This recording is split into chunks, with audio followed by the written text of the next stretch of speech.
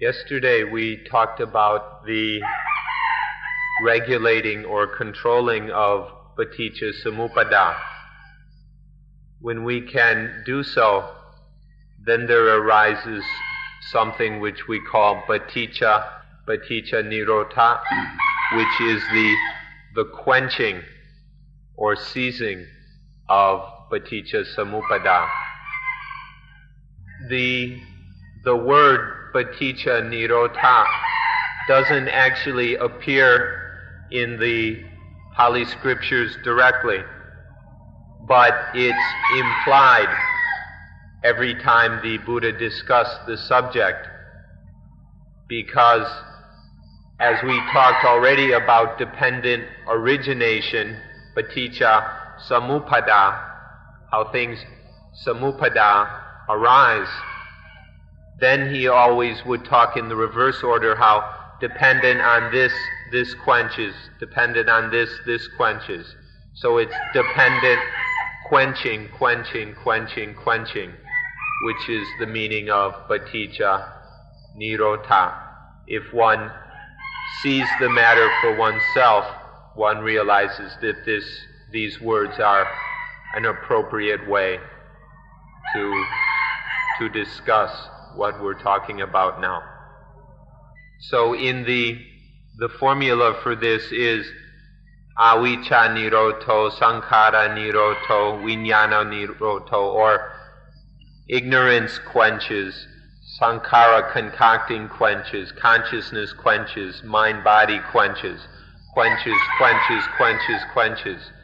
And so we call it Paticca Nirodha. Nirodha is a quenching or going out.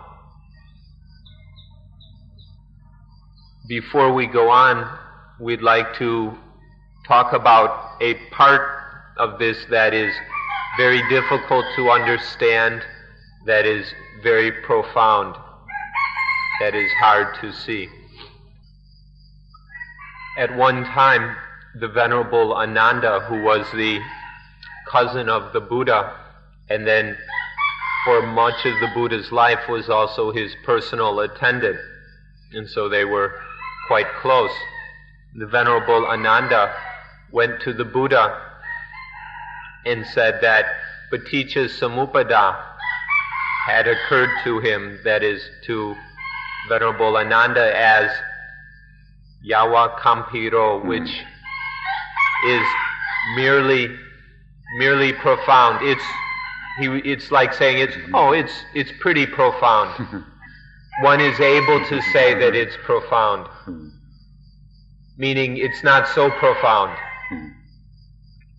And the Buddha said, don't say that. This is very, very profound. And the exact words he spoke, although the Buddha's language was always quite polite, the words were he was quite shocked that Ananda would say that it's rather profound or pretty profound. And the Buddha said, don't be crazy, don't say something so stupid like that. It's incredibly profound. It's so profound that very few people are able to fully understand it. So we need to understand that this is the most profound thing there is in life, that there is in the universe, in this infinite time and space. There is nothing more profound and more difficult to understand than Paticca Samuppada. We should appreciate it in this way and not take it lightly. For example, words such as mind-body quenches, mind-body extinguishes.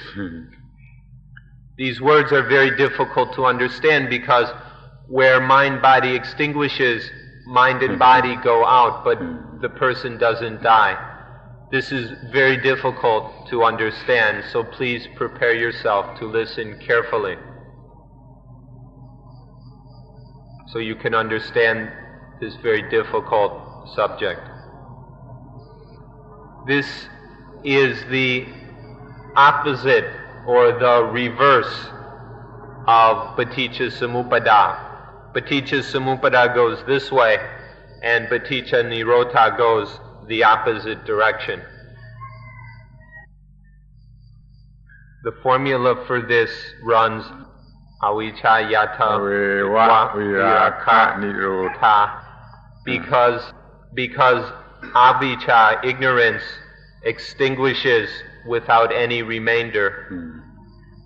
Sankhara nirodho, concocting, the power of concocting, sankhara, extinguishes. When ignorance extinguishes, then the power that will concoct or condition things like this or like that also extinguishes. And then when the sankhara concocting extinguishes, the vijnana, the consciousness, which is concocted by that ignorance, that consciousness also extinguishes. This is very difficult to understand. Vijnana, in this sense, in this instance, is concocted by ignorance in order for there to be other kinds of concocting. One kind is body concocting, another is vocal speech concocting, and the third is mind concocting, meaning concocting actions of body, speech, and mind. This is vijnana, is cooked up by ignorance for these things. But now, because this power of sankhara extinguishes, then this kind of consciousness, this type of consciousness extinguishes. When the consciousness that comes from ignorance extinguishes, then the namarupa must extinguish. When the vijnana consciousness from ignorance extinguishes, then mind-body extinguishes. The person doesn't die. The person hasn't died, even though mind-body has.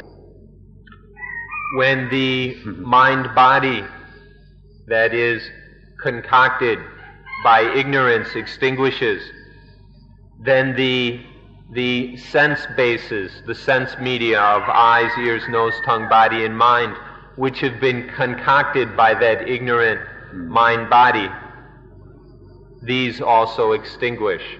This ignorant kind of sense media extinguishes. But that person hasn't become blind, hasn't become deaf. Their nose, they can still smell, taste, and experience touch sensations, and the mind sense also functions completely normally, naturally. Let us interject in a very, very crucial point that if we don't understand will confuse the whole issue.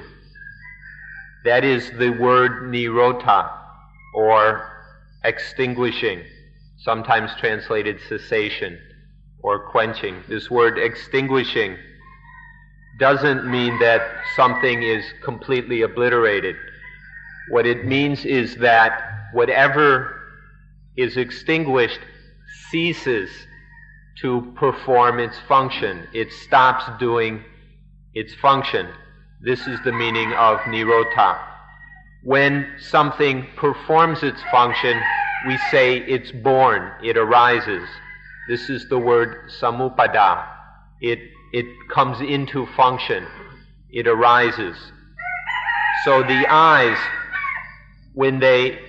if the eyes, ears, nose, tongue, etc., nirodha, that means they're not, eye stops performing its function, ear stops performing its function. The eyes arise and cease, arise and cease, arise and cease, like this constantly. The same with all the rest of the senses and the rest of our human experience. So when the eye does its job, its function, we say it arises. When it stops doing that, we say it extinguishes. And so the eyes, ears, nose, tongue, body, and mind sense are arising, ceasing, arising, ceasing, arising, ceasing, over and over again. But still the physical eye and nervous system associated with the eye are always there. But in Dhamma language, the words arise and cease, arise and extinguish, are just have the meaning of coming into function and then ceasing to function. This way of speaking can be applied even to the word life. When life is not in function, when life is not performing its function, we can say that life ceases, life is extinguished. Then when life does its function, we say life arises, life is born. This is how we speak in Dhamma language. Ordinary people are always speaking in a very materialistic language, purely about physical things. But Dhamma language, we're speaking about mental or spiritual things. And so life arises, ceases, arises and ceases. Whether or not it functions according to the meaning of the word life or does not function. And so when these sense media that have been concocted by ignorance, when they extinguish, then the contact, the sense contact which is concocted by these ignorant sense media, that also extinguishes. The ignorant sense contact, or the sense contact that is concocted by ignorance, extinguishes. And then in the same way, when this ignorant contact extinguishes, then the ignorant feelings that had been conditioned by ignorant contact, those ignorant feelings extinguish. And when the ignorant feelings have extinguished, then ignorant desire or tanha, craving, extinguishes. So in the same way, all these things that have been conditioned by ignorance, the ignorant contact ceases, the ignorant feeling ceases, the ignorant desire, the craving ceases, attachment ceases, ignorant grasping and clinging ceases, and so on, all the way until dukkha ceases. All these things which have arisen under the power of ignorance, they all cease in one by one.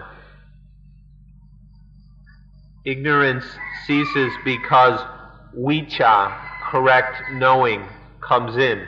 When correct knowing comes in, not knowing is extinguished. Paticca Samuppada, the dependent arising, is governed by avicca. The Paticca Nirodha, the dependent ceasing, is governed by vicca, correct knowing. When ignorance is the commander-in-chief of life, we have Paticca Samuppada. When life is under the control of the commander-in-chief of vicca, knowing and understanding, we call it Paticca Nirodha. So please compare the two carefully. We've got Paticca Samuppada, dependent arising, dependent origination, and Paticca Nirodha, dependent extinguishing, dependent quenching. And then it's very important that we experience for ourselves, we observe carefully whether or not our life is commanded by vicha or avicca. What is our commander-in-chief? Ignorance or knowledge? Now, ordinarily, naturally, life is dominated by avicca. Life is governed by this not knowing of avicca. This is because generally there is a lack of knowledge. In most cases there isn't the vicha that knows correctly according to reality. So whenever this vicha is missing, then avicca comes in and takes over. And so it's said that avicca is general all over the universe. Ignorance, not knowing correctly, is all over the place. And as soon as it has an opportunity, it drops in and takes over. If vicha is there, avicca can't come in and take over. But whenever vicha is missing, whenever there's a lack of correct understanding, then boom, avicca comes in. And so it's said that avicca is all over the place, ready to take over as soon as it gets an opportunity. In the same way that as soon as light goes away, darkness comes in. Take away light and then take away light and darkness immediately appears. You can understand it in this way. So as we spoke about yesterday, in the controlling, the commanding of Paticca Samuppada, if vicha comes in, then contact is not stupid. Feeling isn't stupid. There's no stupid tanha. There's no upadana, no existence, no birth, and no dukkha.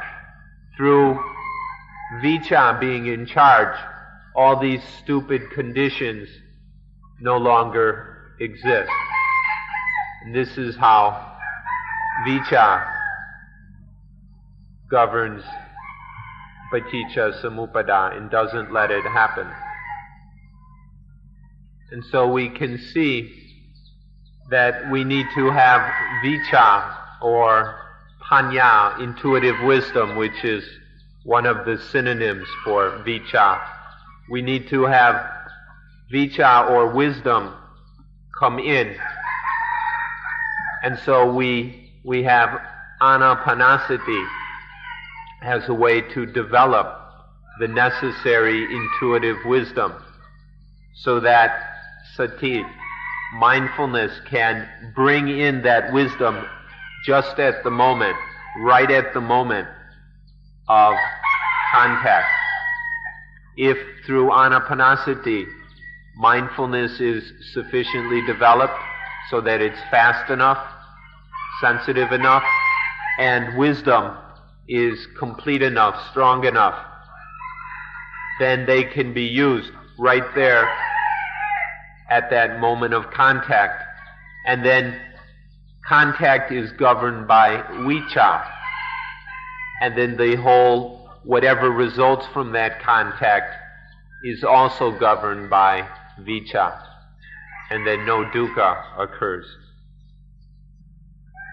When we speak theoretically, we begin with saying vicha comes in and extinguishes avicca, and then with the extinction of that avicca, sankhara extinguishes, and then ignorant consciousness extinguishes, and then ignorant mind-body extinguishes, and so on and so on. This is the theoretical way of speaking. It's very, very complete. But when it comes to a practical way of viewing this, how to put it into practice in daily life, it's enough to start with contact. If mindfulness brings panya, intuitive wisdom there, then it's not, if it brings it, this wisdom, this knowing, this correct understanding to the contact, then it isn't a ignorant contact. It's not the contact of ignorance. And then instead it's governed by wisdom. And then whatever comes out of that is not a problem. So in practical terms, it's enough to have mindfulness deliver wisdom right at the moment of contact. So we have two words which express the heart of the matter. One is avicca sampatsa, and the other is vicca sampatsa, to make contact with ignorance and to make contact with correct knowledge. The two kinds of sense contact, one under the power of ignorance, not knowing correctly, and the other under the power of vicca, knowing correctly. If it's the latter kind, the vicca sampatsa, then the whole thing is under the control of wisdom, and then all the ignorant factors are extinguished, and so no dukkha can arise. We say, and dukkha then, this is extinguished. So we call it paticca nirodha, dependent extinguishing, dependent cessation. So please understand the difference between avicca sampatsa and vicca sampatsa. And so this is the thing that's so difficult to understand, the incredibly profound matter of how are we going to bring in vicca so that ignorance ceases, and then that power of concocting ceases, and then consciousness ceases, and then mind-body ceases, so that all of these are extinguished without having to die. Here's the question: how to extinguish all these things without there being death, and without having to live in some trance-like state or something like that. So how to do that is a very profound matter. The Venerable Ananda said it's just pretty deep. But the Buddha said, no, it's incredibly profound. It's the most profound thing there is. And so we ought to stick to the Buddha's understanding that this is the most profound thing that we can learn. And so then we must ask ourselves then at this point, what is governing our lives? What is in control of our lives? Not knowing or correct knowing, correct understanding. So when there is ignorance, then there is no understanding. Just as when there is darkness, there is no light. So what we do is we come and we study. We study and we train with. We don't just think about it, we get right in there and investigate and train with this Paticca Samuppada until we can control it. And when we can control Paticca Samuppada, then there is Paticca Nirodha, dependent extinguishing. At this point, we'd like to emphasize the scientific characteristics of what we're talking about. That this thing we're discussing is very scientific in the way it must be researched, the way of experimenting with these matters. This is why we say that Buddhism has a fundamentally scientific attitude, because of this way of researching and experimenting, investigating this matter, to come to understand this important issue of whether life is governed by vicca or avicca. What is controlling life? Vicca or avicca. And then through this, but what's important to see here is that this is a spiritual science. It's not just a physical science as most people understand science to be, physics, chemistry, and so on. But it's a science of the mind, a spiritual science. Since we now live in a world dominated by science, the people ought to be studying this spiritual science because it goes even further. It's higher than the ordinary physical sciences. This is something that ought to be given the fullest attention of scientists and people living in this scientific world. So if you look carefully at this until you see it for yourself, then you'll believe us when we say that Buddhism is a science. It's not a philosophy. This is very important because Buddhism, it deals directly with the realities in a scientific way. In Buddhism, there's no dependence on assumptions. There's no dependence on speculation, guessing or deducing that it must be like this, it must be like that. There's none of that in Buddhism, none of this speculative philosophy. It's just like a surgeon cutting into the wound and searching for the cause of the wound, dealing right there with the real thing, dealing directly with the problem. There's nothing speculative or hypothetical about this. If you work with this, then you'll see that Buddhism is essentially scientific. It's not just a philosophy.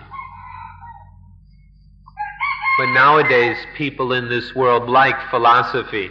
It's fun, they get kicks out of it.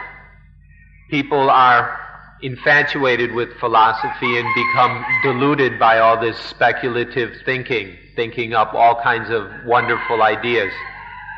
And so philosophy becomes an addiction, just like heroin. And so people go and take even Buddhism and turn it into a philosophy. They just turn it into a bunch of speculative ideas, dreaming up all kinds of things, believing in all kinds of things, and they get very addicted by all this. But it's absolutely worthless to approach Buddhism as a philosophy because it'll never stop. All the speculation, all the theories, all the philosophy will just go on and on and on forever. There's no end. So we must be very careful not to waste Buddhism by just turning it into a philosophy. Observe that philosophy never ends. The philosophers never reach a conclusion. They just go on and on forever. It's just like the two rails of a railroad. The two rails go on and on forever and they never meet. This is how philosophy is. But science comes to the truth and then stops right there at the truth. It doesn't go on forever. It has an end point. We can be successful if we approach things scientifically. So please take this scientific approach to Buddhism and then take all that philosophy and bury it. Get rid of it, because it doesn't do anyone any good. It's crucial to take a scientific view of Buddhism. It's not enough just to bury philosophy. First you should incinerate it really good in a hot fire, and then take all the ashes and sprinkle them in the ocean. Then we'll be through with it for good. If you remember the Lama Sutta, according to its principle, we can never realize the truth through logic. Logic will never reveal the truth. And we can't ever get to the truth through philosophy, through speculation and reasoning. Neither of these approaches can reveal the truth to us. And so we need not depend on them. You might have heard that once the Buddha said, to see Dhamma is to see me. If one just sees the body, the physical body that's called the Buddha, that isn't to really see the Buddha yet. To see the Buddha, one must see the Dhamma itself. And then in another place it says, to see Paticca Samuppada is to see the Dhamma. So, if you want to meet the Buddha, to see the real Buddha, it means to see the Dhamma, which is Paticca Samuppada. Just seeing the body or these images all over the place, it has nothing to do with seeing the true Buddha. The Buddha is seen through seeing the Dhamma of Paticca Samuppada. Foolish people and children saw the physical body of the Buddha and thought, oh, that's the Buddha. They took the Buddha's physical body to be the real Buddha. This is rather foolish. That body is just the skin or the outer covering, the package of the real Buddha. It's not to see just the physical body and all, isn't to see the actual Buddha.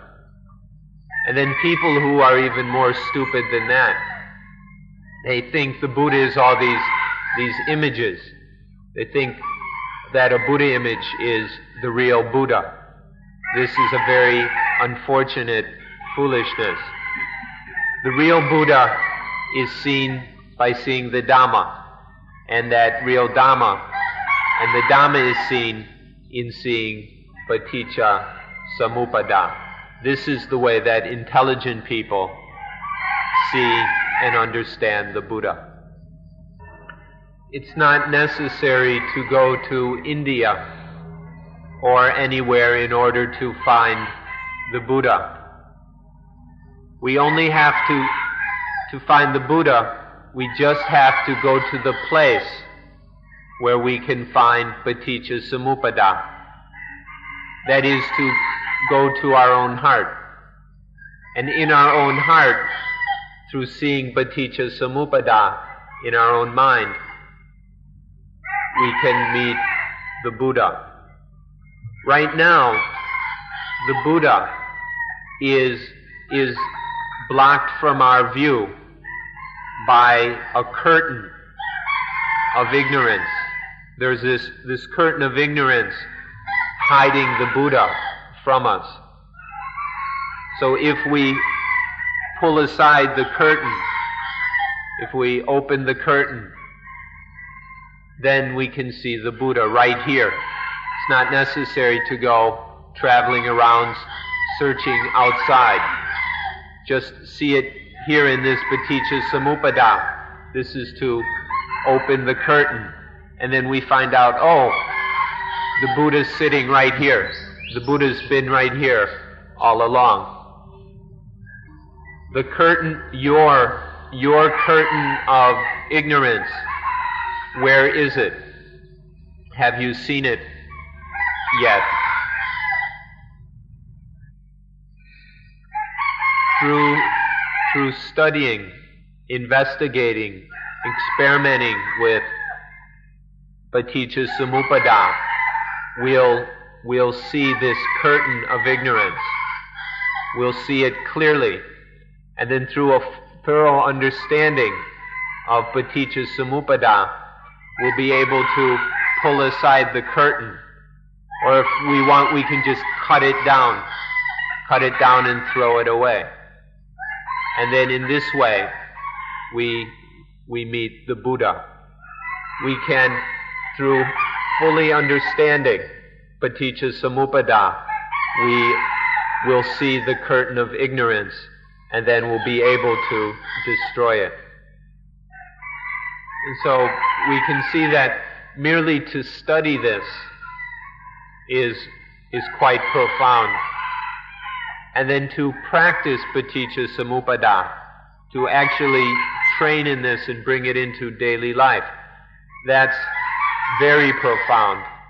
It's even more profound. And then to realize the fruits of practicing Paticca Samuppada, that's incredibly profound. And so anyone who would go and say, oh, it's not very profound, it's only somewhat profound, we'd have to say to such a person, don't be crazy, don't go and say such a foolish thing. Now, we'd like to say something, and please don't take it to be arrogance, but we'd like to ask you, have you ever heard Paticca Samuppada explained in this way? In all the books written in Sri Lanka, Burma, Tibet, and all over the place, or including in the West, in all these books written about Paticca Samuppada, have you ever heard it explained in this way? Just about every one of those books has been written following the interpretation of Buddhaghosa. Buddhaghosa was a Brahmin who converted to Buddhism in the year about 500 AD. And then he wrote a very famous commentary on the Buddhist teachings called the Visuddhimagga, the path of purity. The thing is, he went and interpreted the Buddhist teachings in some interesting or unusual ways. And he explained this Paticca Samuppada in a way quite different than we've explained. And then he was doing this in Sri Lanka, and so now the Sri Lankans all, instead of following the Buddha's teaching, they follow Buddhaghosa's teaching on Paticca Samuppada. And then the same has happened in Burma, in much of Thailand, and even in the Mahayana countries.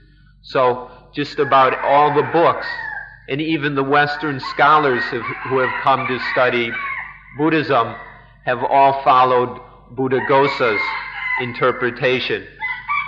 Now, who's right is not for us to try and convince you, but we dare you to really look at the reality of things and see which version is the correct one. You don't have to believe us, but we dare you to really examine your own lives and find out which interpretation is the proper one, is the real one based in truth. Now, some of you have probably heard of the traditional Buddhaghosa version of Paticca Samuppada. Or if you want, you can go out and buy some of these books, which are not very difficult to find, which explain it in this later interpretation, which has become the traditional one in many places. If you study that interpretation of dependent origination, you'll quite quickly start to wonder how can we apply this in our daily life. This other interpretation talks about past lives, in this life, and in future lives, and Paticca Samuppada is dragged over many lifetimes. And so how can we practice that right here and now, today? It won't take you long till you start, if if you approach it philosophically, you may get lost in it. But if you're interested in practicing to end suffering, you'll soon start to wonder, what good is this? This you can go and take a look for it yourself. Once we come to this point, then we can see that this traditional interpretation of Buddhaghosa, which talks about selves, which are from a past life, do various things, are reborn, and then through actions in this life are reborn in another life, and then this self is reborn over and over again through many lives. If we wonder, well, what good is this? We can see that it has certain benefits as far as morality goes. All this belief in many lives, in a series of rebirths, makes people afraid of doing bad, or makes people greedy for heaven. And so you can convince them to do good and not do bad. And so this can be useful for the moral level of life. But there's no way that this can help us to understand ultimate truth. This Paticca Samuppada, which speaks about selves and egos and all that, is not ultimate truth. It's just merely a conventional truth. So if you'd like, you can take a look at that. But if you want to find out what is ultimately true, the truth that can quench, can extinguish all dukkha, we need an interpretation of Paticca Samuppada, an understanding of dependent origination that we can study and practice right now in this life, in this moment. So we've got two main versions of Paticca Samuppada, the Buddha's version and this other one. In the Buddha's time, there was just this one version of Paticca Samuppada, which completely had nothing at all to do with a self. It had nothing to do with rebirth over different lives.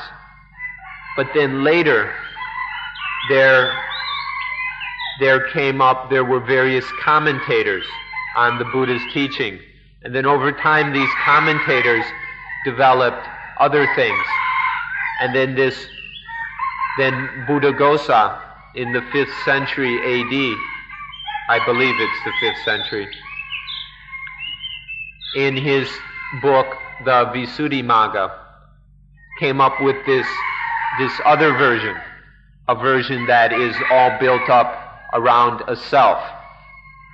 Now, if we want, we can keep this interpretation. We don't have to throw it away. We can keep it and use it for the purposes of morality, for those people who can only understand on that level. We can use this interpretation. It can be of use, but we should not confuse it with the Buddha's version. If we go back to the original scriptures, we'll find only the Buddha's version. The Buddha's version that deals only with ultimate truth, that has nothing to do with selves and egos, that doesn't talk about past lives and then this life and then future lives. The Buddha's version is one of anatta, of not self, and of ultimate truth. And that's the one that we ought to be most interested in. This other version is the version from outside the original scriptures. The Tipitaka, the 3 baskets of the original scriptures, does not include this later interpretation. So we can say we have the version which is of use for morality, but is merely relative truth, the truths of egos and selves, which are only relative and conventional ways of of talking and thinking. And then there's the original version that the Buddha taught himself, the version that is ultimate truth. The original version of Paticca Samuppada, the original Buddha's version that's found in the oldest scriptures, has the purpose of getting rid of self, of removing self. The version of the commentators, the later version, affirms that there is a self in order that it will be a good self. The one version clearly illuminates the truth of not self, but the later version of the commentators supports the illusion of self, so that that self, that belief in a self, can be developed in a good way. So we have these two approaches to Paticca Samuppada, and one must know how to choose between them, to examine them, and which is most important, which is most useful. You can look at them yourselves and choose the one that you like the most, that is most appropriate for your needs.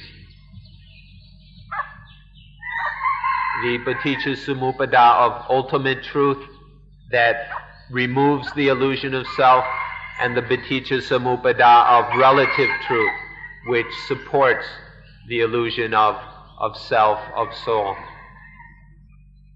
If we review Paticca Samuppada from the very beginning, from avijja, conditioning, sankhara, then vijnana, nama, rupa, and so on, from ignorance, and then the power of concocting, and then that ignorant consciousness, and then mind-body, then the sense media, then contact, feeling, craving, attachment, existence, birth, old age, death, sorrow, lamentation, and the entire mess of dukkha. If we review the entire flow, the entire string of Paticca Samuppada, you won't find a self anywhere in that. There's nothing in all that can be taken to be a self, a soul, an ego. This is the real Paticca Samuppada. If we understand it, we see that in fact there's no real self. That there's merely an illusion of self that is concocted by craving. When there's this ignorant desire, it concocts the sense of I in mine. And this illusion of self, this upadana, attachment, this is real. The attachment happens, but the attaching to the illusion of self, it's not attaching to anything real. The true Paticca Samuppada is like this. It will clearly illuminate the truth of not self, anatta. All the Buddha's teachings are centered in anatta. This is the heart of Buddhism. And Paticca, the true version, the correct version of Paticca Samuppada, will reveal anatta quite clearly. So review it all the way from the beginning to the end, that in the dependent origination of dukkha, there's no self anywhere. There's no soul. There's merely attachment, the illusion of self concocted out of ignorance. If we understand Paticca Samuppada correctly, it will remove this illusion. It will get rid of this false belief in a self. This is the true version of Paticca Samuppada, which the Buddha intended to be understood. So it becomes clear that Paticca Samuppada, understanding Paticca Samuppada, gets rid of the concept of self. It destroys the belief in self, and therefore it gets rid of suffering. Suffering arises because of that sense of self, because of attachment to things as I and mine. Paticca Samuppada will remove that attachment. Understanding Paticca Samuppada gets rid of that attachment, and so it gets rid of dukkha.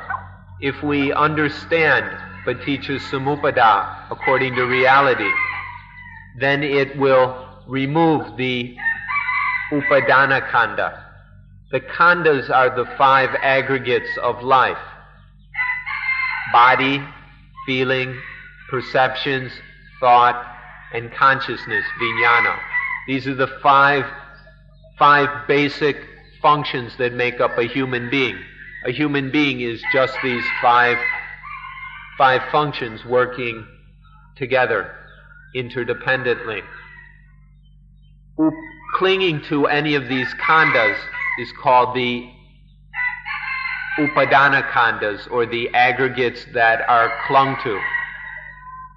When we cling to any of the khandhas as I or mine, when we attach to them, take them personally, then arises the concept of self. And once there's the concept of self, there is suffering. The Buddha summarized all suffering as, in short, the 5 aggregates of clinging. Clinging to the 5 aggregates is the essence of all dukkha. Paticca Samuppada will reveal that there's nothing to cling to. And then this concept of self, the sense of I and mine, is gotten rid of. And so dukkha is destroyed. The highest, most developed understanding of Dhamma in India before the Buddha's time was what is called the Upanishads. The word Upanishad means to sit near the truth, to sit close to the truth. And in these Upanishads, it's the first time that it was a very clear teaching about the self, the atta, or in Sanskrit, Atman. The Upanishads teach that there is an Atman which is reincarnated endlessly, goes through a countless series of existences. It affirmed the self in very, very clear terms. This was the highest teaching before the Buddha's time. When the Buddha was born into the world, the Buddha did not arise just to go and teach the same old thing. If somebody was just teaching the same old thing, we wouldn't call such a person the Buddha. The Buddha had to teach a higher level of truth. So the Buddha arose in the world to teach the opposite.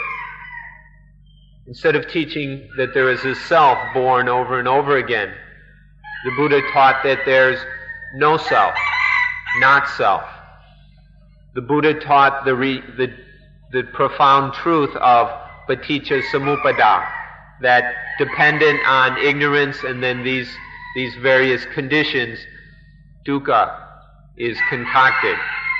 And then dependent on the quenching of ignorance and the quenching of these conditions, dukkha is eliminated.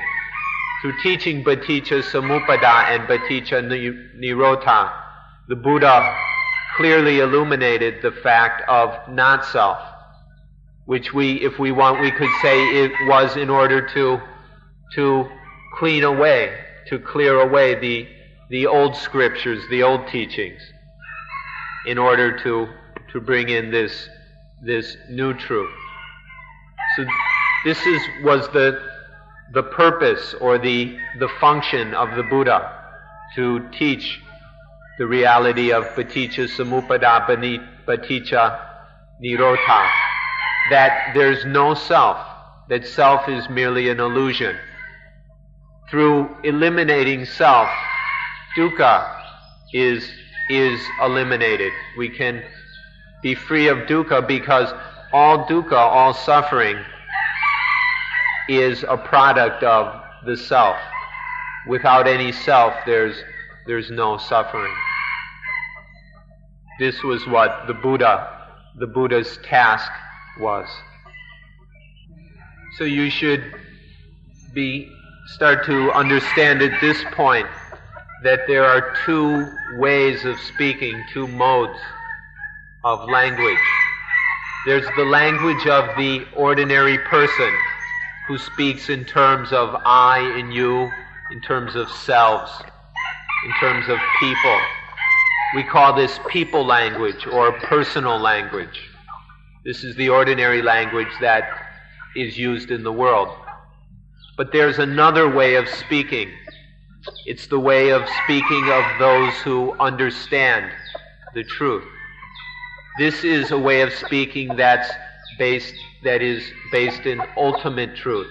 The people language is relative truth, conventional truth. But then there's this way of speaking that is talking about ultimate truth. And we call this Dhamma language. So there are these two ways of speaking, or these two languages.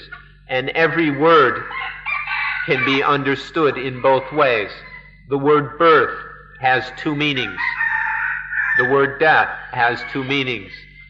The words of being born and reborn over and over again has two meanings. On the people level, the people language level of relative truth, and the Dhamma language level of ultimate truth.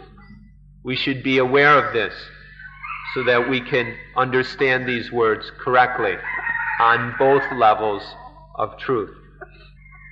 Understanding Paticca Samuppada will allow us to understand the language of Dhamma. It will allow us to speak the Dhamma language, to speak in terms of what is really true. If we don't understand Paticca Samuppada, we'll be trapped within conventional language. And so we'll always be speaking in a way that is inherently false. The people language is based in terms which aren't really true, but they're the way that things seem to be to the common people who haven't really examined life.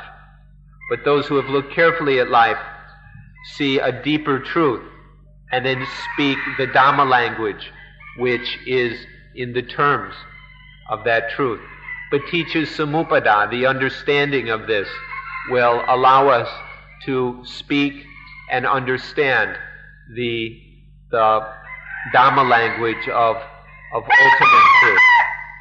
One is the language of untruth, of mere appearances, but what isn't the actual reality. And then the other language is the language of what's really happening. One is the language of selves, of souls. And then we have the language of not self, that there's just the flow of Paticca Samuppada. For example, there's the conventional truth of the Upanishads, of selves that are born and die through spinning around in birth and death through many, many existences, through many, many lives. In this conventional version, in this conventional relative truth, they're talking about physical birth of a body born from a mother's womb, growing and then dying, and then something going and being reborn into another physical body, and then that body dies and then born into another physical body. And this goes on and on and on in the version of relative truth, which isn't really true. Through understanding Paticca Samuppada, we can understand birth and death, this cycling around between birth and death. in a way that is ultimately true. That seeing that the atta, the atman, the self, is just an illusion. This elusive atta is born out of ignorance, craving, attachment, and then there's the birth of ego, of self. And then that dies, and then every time there is dependent origination, there is birth again. This isn't a physical birth of a body. It's birth within the mind. It's spiritual birth of the elusive self, the delusion of self. And so every time there is paticca samuppada, there is birth. And this happens over and over again, birth and death, birth and death. As long as ignorance remains, there is this spinning around in birth and death. This is the version that is correct in terms of ultimate truth. There's the other understanding of cycling around in birth and death in terms of physical bodies, which is relative truth. Paticca Samuppada gives us the tool to distinguish between relative truth and ultimate truth, between personal language and Dhamma language. And then this will, if we can understand this, then and discriminate between the two kinds of language, the two ways of speaking, then we can keep things clear. We can talk on the ordinary level when we're talking with ordinary people, but we don't believe it because we know that way of speaking isn't really true, because we understand the Dhamma language way of speaking. But if we don't understand Paticca Samuppada, we can't see the difference. And then the two ways of speaking get all mixed up, and it gets very confused. And then we're trapped within the understanding which is fundamentally untrue. This is the great benefit of Paticca Samuppada. It helps us to see that there is no real self, that it's merely an illusion concocted by ignorance. And this allows us to be free of dukkha.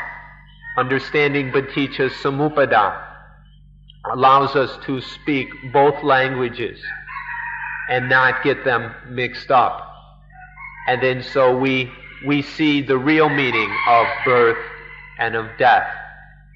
And so we don't cling to the mere relative truth.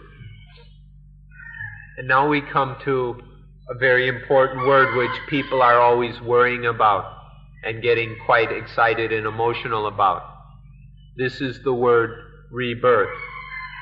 And people are constantly asking the question, wondering whether or not there is rebirth. Is there rebirth? Is there really rebirth? People are very troubled by this question. It all depends whether we're talking in terms of people language, of physical rebirth, or we're talking about Dhamma language.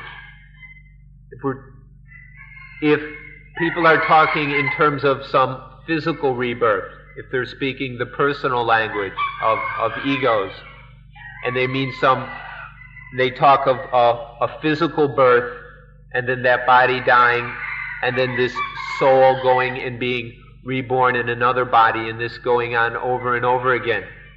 If they want to teach that way, they're welcome to. That's one way of talking about rebirth. If they find that useful, they're welcome to it. But in Buddhism, the teaching is in Dhamma language. And so it's not of a physical rebirth, it's a spiritual rebirth. That every time there is Paticca Samuppada, there is this elusive self born. This delusion of ego is born. And then there's suffering. This happens over and over again. This illusion of self is born many, many times. And so it feels like a rebirth. It feels like the same thing is being reborn over and over again. It really feels like rebirth, but it's all just an illusion. So if we ask whether there is rebirth or not, it depends. Are we speaking in terms of egos, or are we speaking in terms of ultimate truth? Buddhism says, yes, there is rebirth. There is a spiritual rebirth within the mind every time that ignorance concocts Paticca Samuppada. Every time there is the spin of Paticca Samuppada, then there is an ego birth. Yes, this exists. But we're not talking about a physical birth about the body. It's a spiritual birth within the mind. Unfortunately, things are quite difficult for people who are trying to study Buddhism, because most of the books written about Buddhism completely mess up this matter, especially the Western scholars. In their books on Buddhism, they always have a chapter on karma and rebirth. But when they talk about karma and rebirth in Buddhism, they're always taking something from outside of Buddhism and attributing it to Buddhism, and so they do great disservice to the Buddha and his teachings.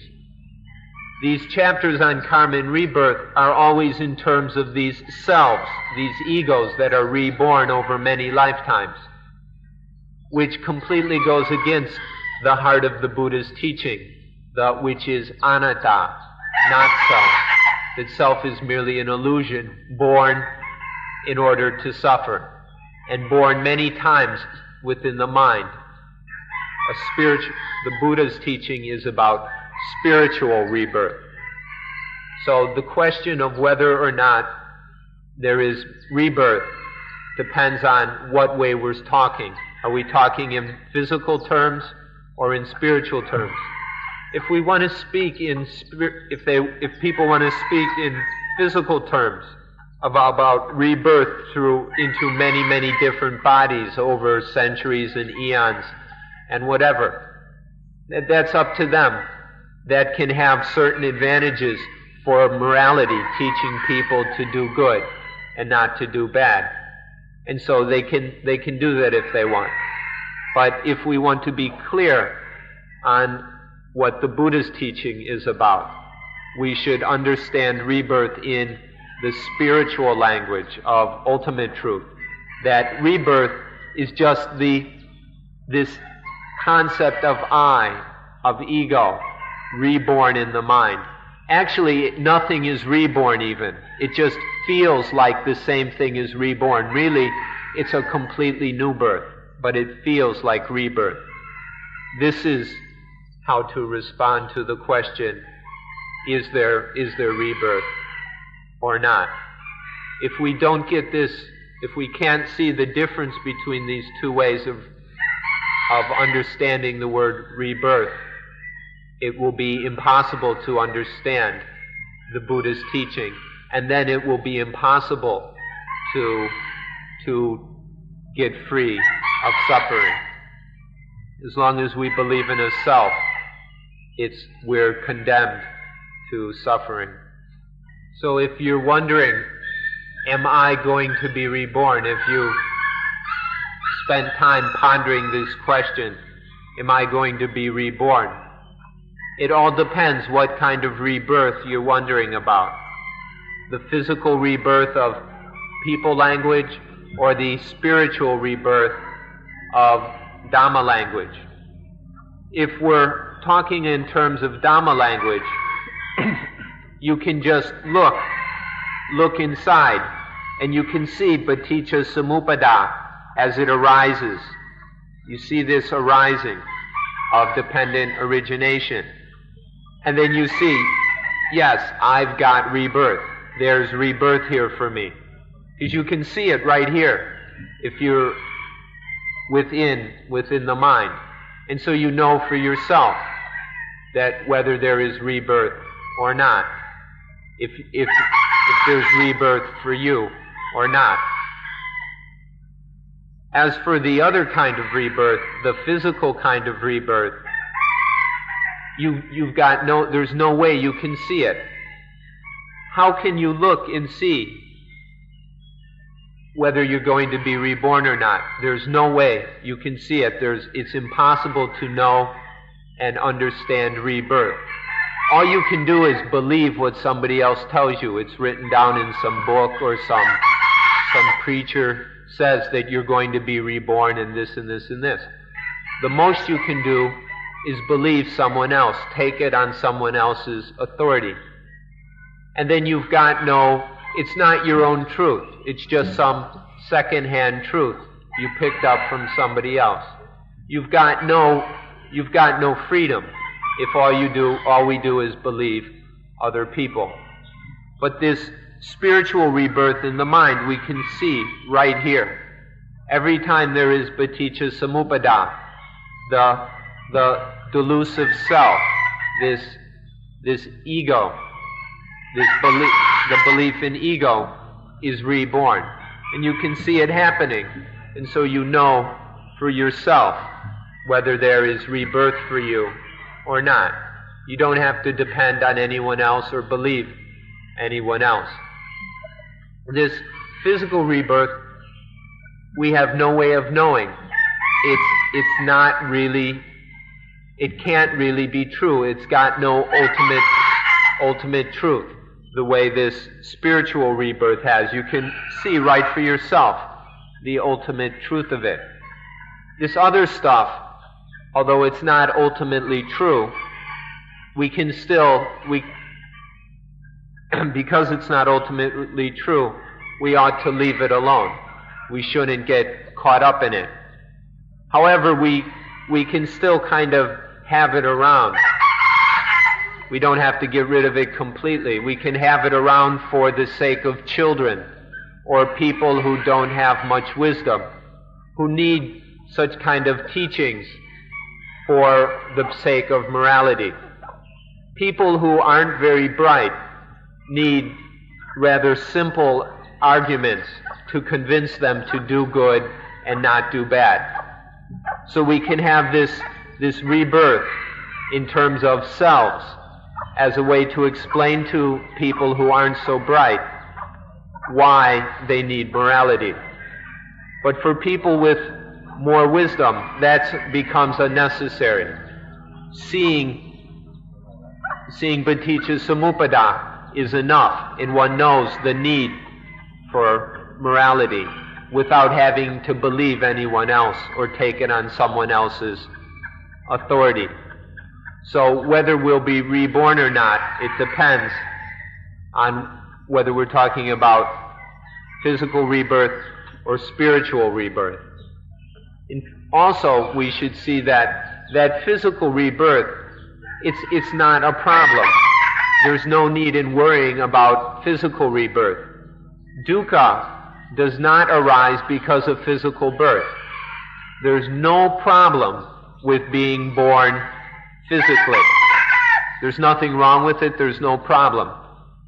The problem is with spiritual rebirth. Every time there is Paticca Samuppada, this delusive ego is born, and that's how suffering happens. Suffering happens because of the ego concept, the belief in self.